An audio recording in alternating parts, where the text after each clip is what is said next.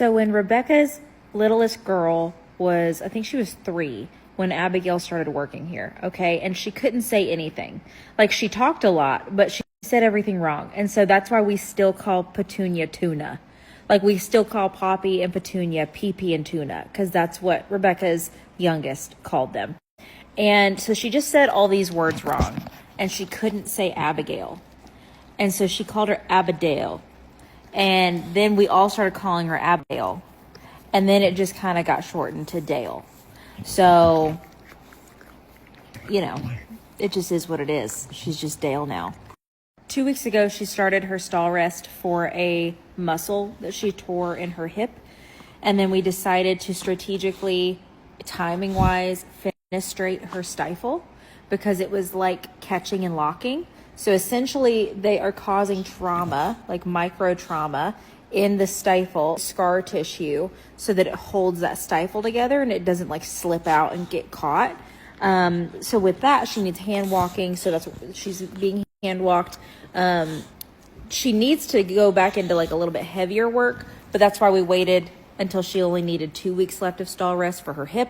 And then we were probably going to couple the fenestration with an injection in like 2 weeks, like riding.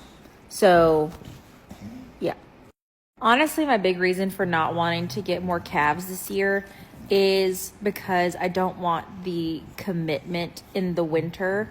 I mean, I'm sure I could go get calves at any point in the year, but we're just so busy starting, like calving season's about to start, then we're traveling like a lot, and foaling season takes up my entire life for like 4 months, and we will be having our own calves in April. So I just need like a little bit of a pre-foaling season break. Like, me and Jonathan are going on another little like getaway for a week in December.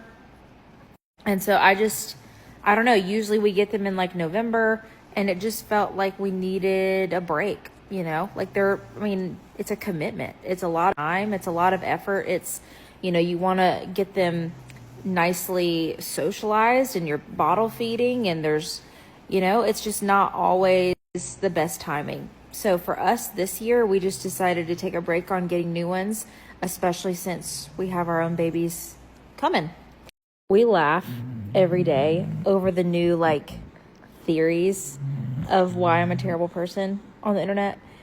And so with the topic of talking about dogs lately, a lot of people are bringing up that 6 months to a year ago, I think I said, we're not getting another dog because I don't have the bandwidth to take care of another one. And honestly, like, you know, I'm the one that takes care of the dogs. And Jonathan had said like, oh, I want a dog. But like, here's the thing. I told that story. And like, Jonathan does not care. Okay? Does not.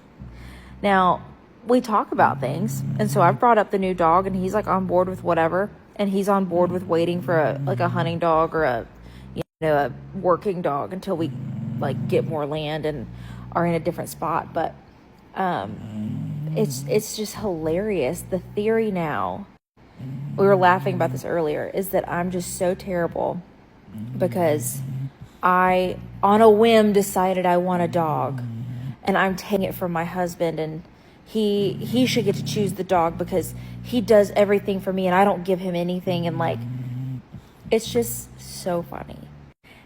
And I just want to point out, he's been on a hunting trip for the past 5 days. Okay? Past 5 days. And for the past 3 nights, mind you, this was in a different state, he chose to drive home just for bedtime. And then he left and went back hunting.